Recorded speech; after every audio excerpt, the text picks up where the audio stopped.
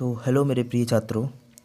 तो आज हम मैंने विषय लिया है जो जीव विज्ञान से रिलेटेड है और इसमें हम मेजर ब्रांचेस ऑफ बायोलॉजी यानी कि जीव विज्ञान की प्रमुख कुछ शाखा हैं उनके बारे में आज डिस्कस करने वाले हैं। तो चलिए हम स्टार्ट करते हैं। तो पहला क्वेश्चन है हमारे पास, मॉर्फोलॉजी क्या है। मॉर्फोलॉजी क्या है, हमारे पास ऑप्शन है कीड़ों का अध्ययन, दूसरा ऑप्शन है मानव विकास का अध्ययन और तीसरा ऑप्शन है जीव की आकृति, उसकी संरचना और विशिष्ट संरचनात्मक गुणों का अध्ययन। चौथा ऑप्शन है हमारे पास जीव और पर्यावरण की परस्पर निर्भरता का अध्ययन। ठीक है, तो आप बता सकते हो इसका, जल्दी से फटाफट आंसर दीजिए, आपके पास 5 सेकेंड है ओनली। जल्दी से फटाफट आंसर बताइए इसका क्या हो सकता है। ठीक है,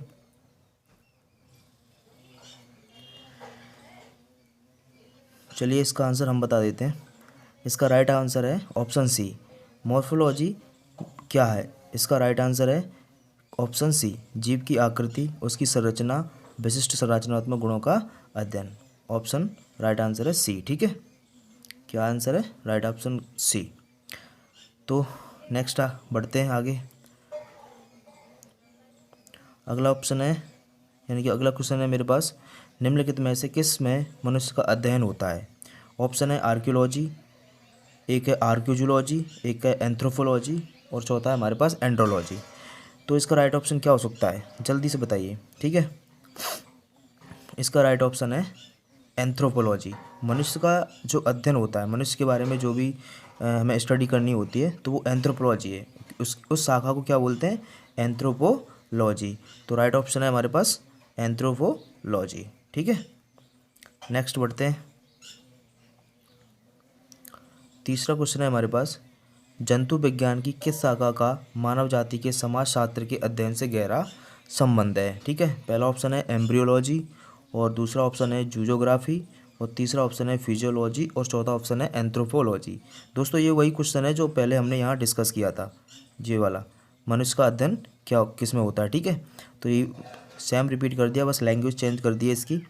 तो इसका राइट आंसर है एंथ्रोपोलॉजी। ठीक है, क्या है, चौथा ऑप्शन राइट आंसर है। ठीक है, एंथ्रोपोलॉजी है, यानी कि मनुष्य के बारे में जो भी स्टडी करते हैं उसे एंथ्रोपोलॉजी कहते हैं। ठीक है, नेक्स्ट क्वेश्चन की तरफ बढ़ते हैं। नेक्स्ट क्वेश्चन है हमारे पास, निषेचन, विकास, विभाजन और विभिन्नता के अध्ययन को किस नाम से जाना जाता है। पहला है भ्रूण विज्ञान, दूसरा है फिजियोलॉजी, तीसरा है अनुवांशिकी और चौथा है क्रमागत उन्नति। बताइए इसका राइट आंसर क्या हो सकता है, जल्दी से बताइए। इसका राइट आंसर है भ्रूण विज्ञान, यानी कि जो निषेचन, विकास, विभाजन और विभिन्नता जो होती है अध्ययन को किस नाम से जाना जाता है, भ्रूण विज्ञान के नाम से जाना जाता है। तो यानी कि राइट ऑप्शन कौन सा है हमारे पास, ऑप्शन ए। ठीक है, आए समझ में। चलिए आगे बढ़ते हैं। नेक्स्ट क्वेश्चन है हमारे पास, पौधों में बीमारियों का अध्ययन वह तरीका जिससे पौधे विरोध करते हैं या संक्रमण से सामना करते हैं, वो चीज़ क्या कहलाती है, बताइए जल्दी से बताइए। ऑप्शन तुम्हारे सामने है, पहला ऑप्शन है विकृति विज्ञान, दूसरा ऑप्शन है क्रिया विज्ञान और तीसरा ऑप्शन है फाइटोपैथोलॉजी और चौथा ऑप्शन है फोटोमॉर्फोजेनेस। ठीक है, चौथा ऑप्शन है हमारे पास, ऑप्शन तुम्हारे सामने, जल्दी से बताइए क्या ऑप्शन इसका राइट आंसर हो सकता है। ठीक है, जल्दी से बताइए। इसका राइट ऑप्शन है सी। क्या है इसका राइट ऑप्शन, सी, फाइटोपैथोलॉजी, फाइटोपैथोलॉजी। ठीक है,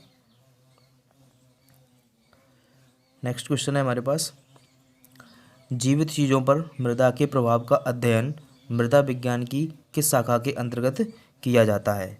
पहला है एंड्रोलॉजी, दूसरा है एडाफोलॉजी, तीसरा है एग्रोबायोलॉजी और चौथा है डेस्मोलॉजी। ठीक है, क्या है, डेस्मोलॉजी। जल्दी से बताइए इसका राइट आंसर क्या हो सकता है। इसका राइट आंसर है ऑप्शन बी। क्या है, ऑप्शन बी, एडाफोलॉजी। ठीक है, जीवित चीज़ों पर मृदा के प्रभाव का, यानी जीवित जो चीज़ होती हैं उस पर मिट्टी का प्रभाव जो होता है उसके अध्ययन को मृदा विज्ञान की किस शाखा के अंतर्गत किया जाता है। यानी कि इस अध्ययन जो है ना वो किस शाखा के अंतर्गत किया जाता है, उस शाखा का नाम है एडाफोलॉजी। ठीक है, आई समझ में बात। चलिए नेक्स्ट क्वेश्चन की तरफ बढ़ते हैं।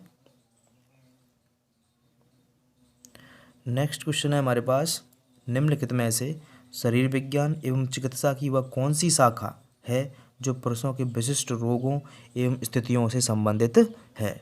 यानी कि विज्ञान की ऐसी वो कौन सी शाखा है जिसमें पुरुषों के विशिष्ट रोगों के बारे में, स्थितियों के बारे में से हम पता लगाते हैं। ठीक है, तो पहला ऑप्शन है हमारे पास एंड्रोलॉजी, और दूसरा ऑप्शन है एस्ट्रोकोलॉजी, और तीसरा ऑप्शन बायो इकोलॉजी, और चौथा ऑप्शन है हमारे पास डेस्मोलॉजी। ठीक है, इसका राइट आंसर क्या हो सकता है बताइए।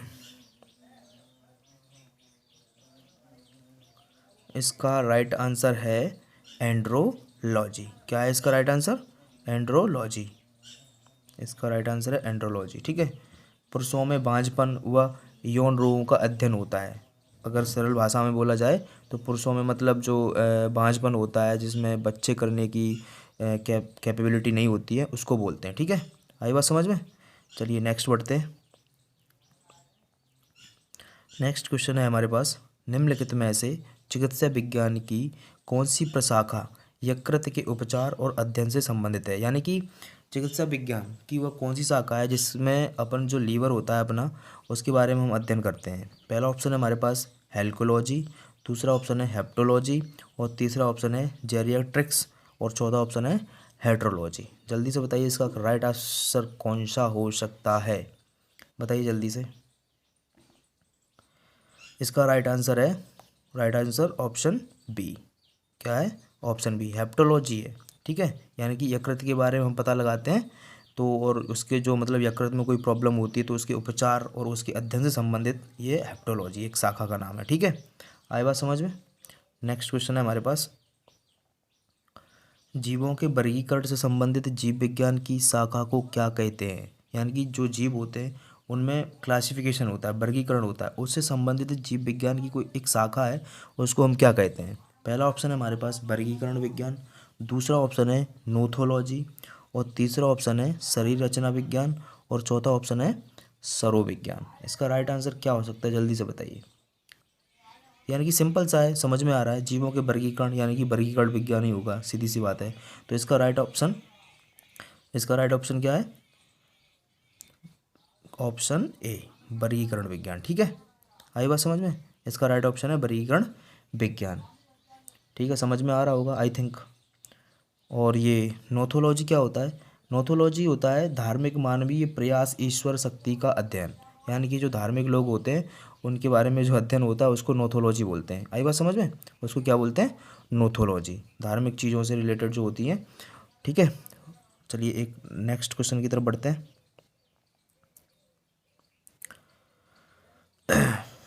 अपने पास 10वां क्वेश्चन है, जंतु विज्ञान किसका अध्ययन है। यानी कि जंतु विज्ञान किसका अध्ययन है। ऑप्शन ए ऊर्जा का, ऑप्शन बी फलों का, ऑप्शन सी विषाणुओं का, और ऑप्शन डी जानवरों का।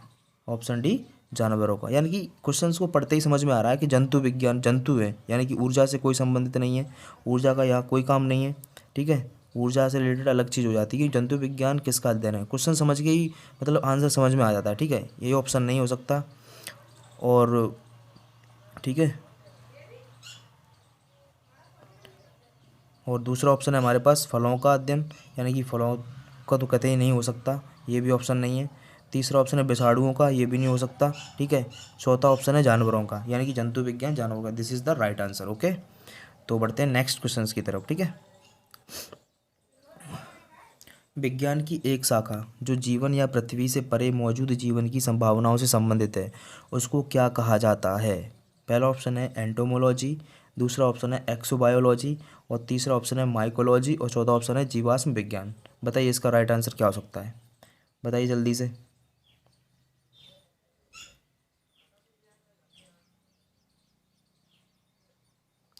इसका राइट आंसर है नहीं, इसका राइट आंसर एक्सोबायोलॉजी। ठीक है, एक्सोबायोलॉजी। इसका राइट आंसर क्या है? एक्सोबायोलॉजी। ठीक है, विज्ञान की एक शाखा जो जीवन या पृथ्वी से परे मौजूद जीवन की संभावनाओं से संबंधित है, यानी कि जीवन के बारे में, पृथ्वी के बारे में जो भी चीज़ें होती हैं वो राइट ऑप्शन बी है। ठीक है, एक्सोबायोलॉजी।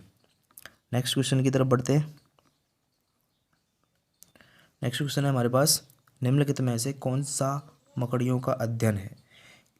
यानी कि चार ऑप्शन है हमारे पास, तो इन 4 ऑप्शन में से राइट ऑप्शन कौन सा है जल्दी से बताइए, ठीक है। एक पहला ऑप्शन है आर्कनोलॉजी, दूसरा ऑप्शन है एंथ्रोपोलॉजी, तीसरा ऑप्शन है एपियोलॉजी और चौथा ऑप्शन है साइनोलॉजी, ठीक है। एंथ्रोपोलॉजी नहीं हो सकता क्योंकि हम पढ़ चुके हैं ऊपर ऊपर वाले क्वेश्चंस में हम पढ़ चुके हैं कि एंथ्रोपोलॉजी मानव का अध्ययन होता है, ठीक है। तो यानी कि ये वाला जो ऑप्शन है वो तो नहीं हो सकता, ठीक है। अब हमारे पास बचे 3 ऑप्शन, इनमें से बताइए जल्दी से कौन सा होगा। बताइए मकड़ियों का अध्ययन कौन सा है, उसको बोलते हैं, राइट ऑप्शन है आर्कनोलॉजी, ठीक है। क्या है? आर्कनोलॉजी। क्या है अपने पास? आर्कनोलॉजी, ठीक है। आर्कनोलॉजी में हम मकड़ियों का अध्ययन करते हैं, ठीक है। चलिए नेक्स्ट क्वेश्चन की तरफ बढ़ते हैं। नेक्स्ट क्वेश्चन है हमारे पास, सोरोलॉजी का अध्ययन है मच्छर, छिपकली, तिरचट्टा या सांप। बताइए सोरोलॉजी में किसका अध्ययन करते हैं? सोरोलॉजी में किसका अध्ययन करते हैं? यानी कि सोरोलॉजी में हम छिपकली का अध्ययन करते हैं। किसका करते हैं? यानी कि राइट ऑप्शन बी, छिपकली का अध्ययन करते हैं, ठीक है। आया समझ में? हाँ, चलिए आगे बढ़ते हैं। नेक्स्ट क्वेश्चन है हमारे पास, पक्षियों के अध्ययन को क्या कहा जाता है? पक्षियों के अध्ययन को क्या कहा जाता है? पहला ऑप्शन है एंटोमोलॉजी, दूसरा ऑप्शन है ऑर्निथोलॉजी और तीसरा ऑप्शन है बर्डोलॉजी और चौथा ऑप्शन है हर्पेटोलॉजी। इसका राइट आंसर क्या है? पक्षियों के अध्ययन को क्या कहा जाता है? इसका राइट ऑप्शन है बी। क्या है इसका राइट ऑप्शन? है बी, ऑर्निथोलॉजी, ठीक है। ऑर्निथोलॉजी में हमें पक्षियों का अध्ययन करते हैं, ठीक है। आई होप तुम्हें समझ में आ रहा होगा सारी चीज़ें, ठीक है। नेक्स्ट क्वेश्चन है हमारे पास, माइकोलॉजी किस अध्ययन से संबंधित है? माइकोलॉजी किस अध्ययन से संबंधित है? हमारे पास पहला ऑप्शन है मानव कोशिकाओं से संबंधित है क्या, दूसरा ऑप्शन है कवक, तीसरा ऑप्शन है विषाणु और चौथा ऑप्शन है जीवाणु। बताइए इसका राइट आंसर क्या हो सकता है? बताइए इसका राइट आंसर क्या हो सकता है? सिंपल है क्वेश्चन, बहुत बार ये आपने पढ़ा भी होगा। बताइए माइकोलॉजी किसके अध्ययन से संबंधित है? तो इसका राइट आंसर है कवक, ठीक है। कवक, इसका राइट आंसर क्या है? कवक, ठीक है। बी राइट ऑप्शन है। तो दोस्तों ये आज के 15 क्वेश्चंस हमने डिस्कस कर लिए हैं और आई होप तुम्हें याद भी हो गए होंगे। एक बार अगर पहली बारी में याद ना हो तो दूसरी बार एक बार वीडियो ज़रूर चला के देख लेना। 15 क्वेश्चन से बहुत इंपॉर्टेंट हैं, बहुत बार आ चुके हैं, आरआरबी में आ चुके हैं, एसएससी में भी पूछे जाते हैं। बेसिकली आरआरबी में बहुत ज़्यादा टफ लैंग्वेज यूज़ की जाती है, तो ये आरआरबी के ही क्वेश्चन हैं। तो ठीक है, मिलते हैं नेक्स्ट वीडियो में। तब तक के लिए खुश रहिए, पढ़ते रहिए और पेपर को फोड़ते रहिए। धन्यवाद।